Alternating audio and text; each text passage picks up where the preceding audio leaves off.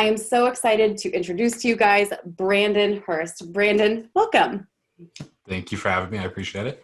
I'm so excited. Obviously, I've hyped you up quite a bit, and it's with good reason. And that is because I trust you so much with my website, but so do so many other people. Can you share a little bit of your backstory of how you got into websites and technical support and maintenance, all of the above? Dive on in. Yeah, I mean, I've always loved working with computers and websites. Back when I was like 14, I sold my first website for like $200, and back then I was like super ecstatic about it because it's like, hey, $200. But it was just something I always really enjoyed doing. My career path kind of took a different direction for a while there, but I always still kept up to date on all the web design stuff. Always wanted to keep like doing just stuff as a hobby, but still continue to do a couple websites for people here and there, and just found out that it's something I really enjoy and love to do. So I just went back to it and started doing that full time. So that's something I really enjoy to do.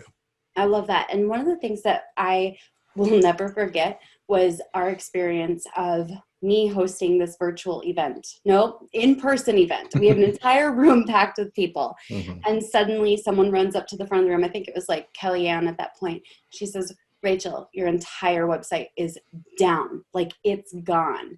And we can't log into my website, anything like that. I suddenly have to be on stage presenting and teaching. And so we went to you because you were managing our site, our technical maintenance, everything at that point. What happens in that moment when I have to go be on stage? What did you do from that point? Yeah, so I mean, that one was a little bit tricky because the fact that it wasn't the site that I was managing, it was another site on your server that I just kind of like left and forgot about. But what happened was the whole website was hacked and it infected the entire server, which made it a little more difficult. But right away, I was able to go ahead and get rid of the virus, take care of all the malware on it and all that. And luckily, since we had your website backed up with one of my maintenance plans, it was really easy to go ahead and restore it that way. But the main thing was taking care of all that malware that was put on due to something that's completely on the other part of the server. But yeah, it was a lot of work, but it was good. It was nice. For me, it was one of the greatest experiences because I'm sure anyone watching this, like you've had those moments where something goes wrong with your website, and even minor technical difficulties can feel so frustrating in the moment. And suddenly I did not have the ability to do anything about it, which is actually a good thing because I don't think I could have figured this one out myself. But a lot of people's websites are actually sometimes exposed or vulnerable. What are some signs that somebody's website may be prone to the same issue that I had? So, I mean, WordPress is a huge platform out there. It covers about 30% of the web for websites. So a lot of people use it. But with that being said, there's a ton of people who don't necessarily know the back end stuff, and they don't take care of like the security things and keeping everything updated. For a done for you type service, they'll keep stuff updated for you on their platform. But if you want to actually own your stuff and you take care of it, then you got to make sure that the things are being updated. So as far as like the plugins and all that, there's a lot of different things out there that they'll continue to update the plugins. They'll continue to update the software to make it so those like security breaches don't happen. But like, for instance, like on your old site, there was a website that was on your server that was just there, is forgotten about, not really taken care of anymore.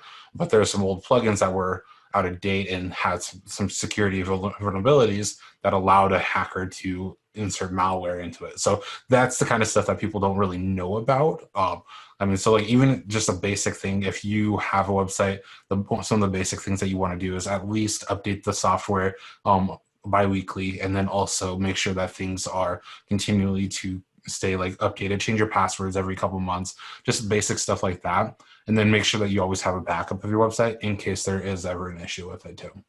And the funny thing about backups of websites is you never realize that you need them until you need them. And so what I recommend is that everyone who's listening, get a backup right here, right now. Create a plan just in case before you need it. And in fact, Brandon actually has a really awesome resource for you guys, which is called Is Your Website Safe? You guys can check that out above this video, below this video, or at rachelpedersen.com/podcast. Now, Brandon, you also do quite a bit of like development and design of websites, which is awesome. And you create gorgeous websites. You created my website, rachelpedersen.com, and I've loved it. And we obviously are going through so many different iterations over the next few years, and you're like the go-to for that. but you become really passionate when you talk about security and maintenance and technical support. Why is that so important when you work with entrepreneurs?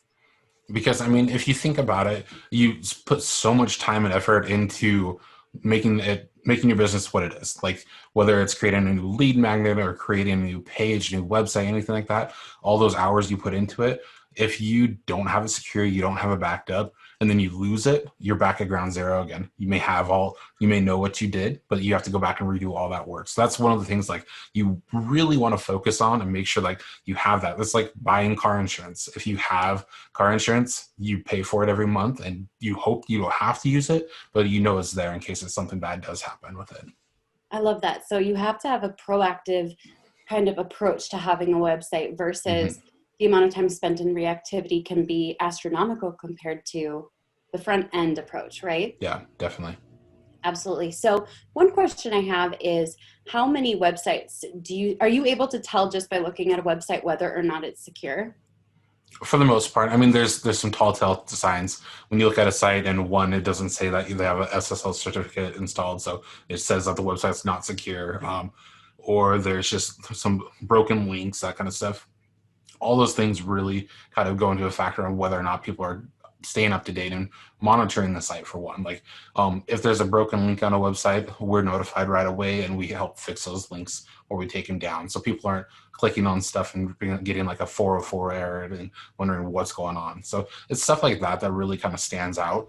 Other than that, there's are different ways to check to see if like a plugin is outdated. And that's one thing that hackers do quite a bit, that if there's like a certain plugin version that's out of date, rather than just saying, hey, let's search every website for it and just look for this one plugin, they can do a mass search on the internet and find the ones that are out of date. So that's how they find those sites that really may not even have a lot of traffic to it, and they can still hack those ones because that plugin shows up for it. So there's more behind the scenes though than just the security side of things, right? I think it's kind of like when you first buy a home and suddenly you find out all the stuff that goes along with it besides the usual rent, right? Now it's mortgage, now you have utilities, now you have X, Y, and Z, all these crazy things, HOCs, right? Okay, so one question I have is what else is included in like the technical and maintenance side of the website? So one thing that I do for a lot of my clients is most of them are hands off. They have a website, they know they need to have it and use it, but they don't necessarily want to learn the whole platform. So they'll send me content or pictures or text or anything like that, and for me to upload and just basically make it to where they don't even have to go into the back of the end of their website. Obviously they still can, and I teach them how to do that, but it's a nice like sense of ease when they can just send something over to me. They know it's going to get done. So that's a huge reason why clients go with that as well. So it's just one of those nice things, especially for like uploading like blog posts and all those other little things. Taking more off of someone's plate is always helpful for any business owner. Oh, absolutely. And one thing you mentioned as well, I'm so not well versed in SEO. I probably shouldn't admit that here, but that's not my specialty. You mentioned that having 404 links and broken links can be an issue when it comes to safety and security. But to the best of my knowledge, it's also something that affects SEO. You know a little bit about SEO, right? Yeah, definitely. Do you want to tell us a little more about that?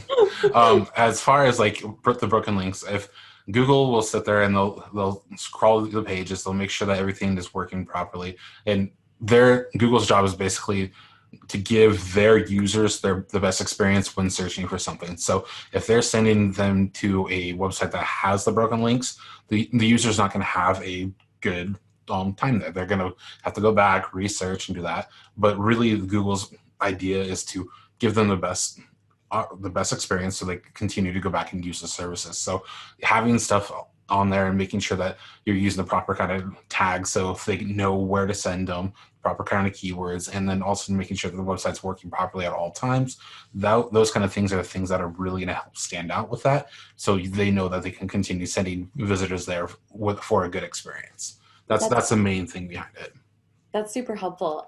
You'll notice like Brandon's a very humble person, so he's not going to be the first to like brag on himself, but I have to brag on him because when he built out my website and then managed the technical and maintenance side of it, an SEO company looked at my website and it had like a 98%, they called it like a green light score. They were like, holy crap, there's nothing like technically broken with your website. They were like, we've actually never seen this. Can you put us in touch with your tech guy? And I was like, yes. And now you do quite a bit of work with them because the work that you do is very, very technically sound, and that's powerful.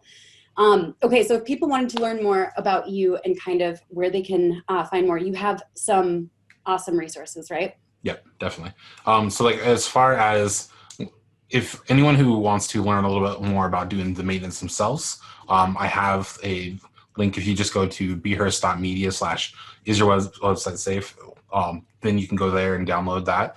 Another one that I would highly recommend to anyone who is looking to get a new website done and they aren't sure what they need done for it or how to work with it.